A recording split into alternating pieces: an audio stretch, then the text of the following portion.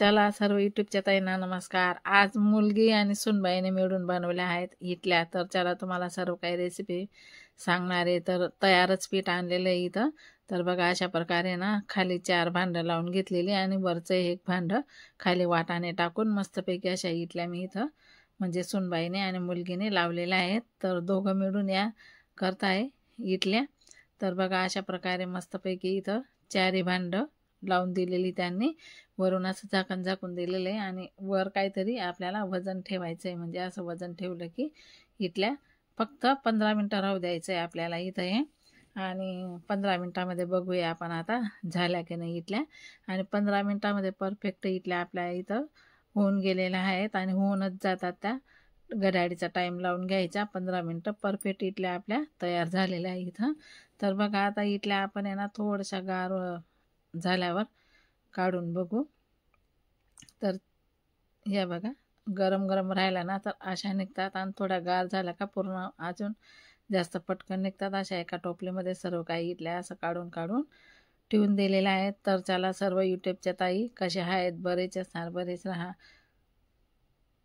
आजच्या दिवस तुमच्या खूप खूप सुखा समृद्धीच्या आणि खूप छान मस्त आनंदाच्या आरोग्याच्या जावो ईश्वर चरणी प्रार्थना करते।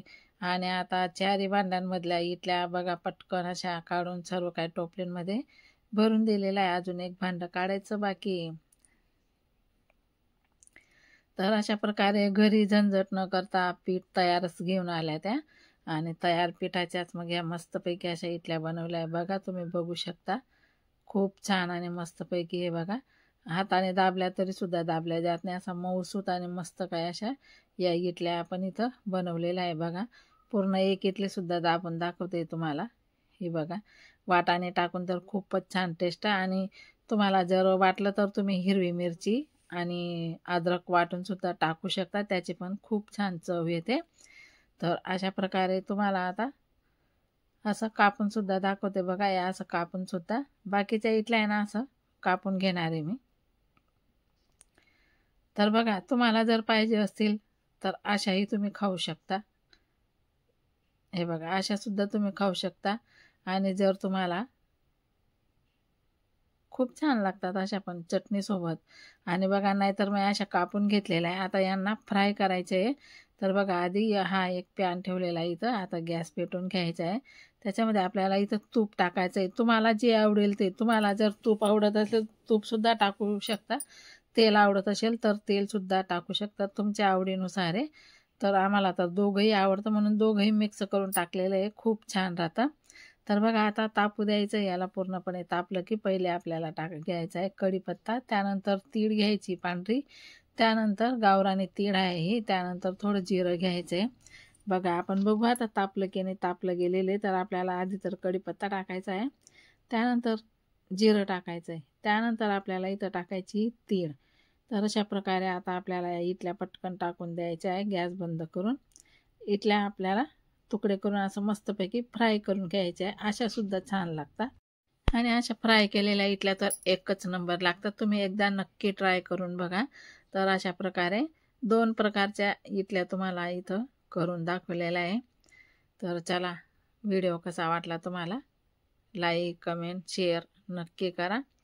आणि आजचा व्हिडिओ सुनबाईने शूट केलेला आहे, तर नक्की सांगा कसा वाटला व्हिडिओ कमेंट करून।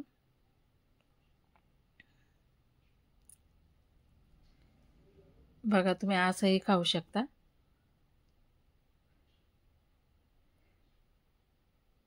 तुम्हाला ते पूर्ण इडलीच्या पण दाखवलं आणि आता असं फ्राय केलेल्या इडल्यांच्या बी बघा असं 4 तुकडे करायचे आणि मस्तपैकी 4-6 तुम्हाला जसं अवेलेबल वाटेल तसं तुम्ही करायचं। हे बघा मी असे छोटे छोटे तुकडे केलेले सुनबाईने।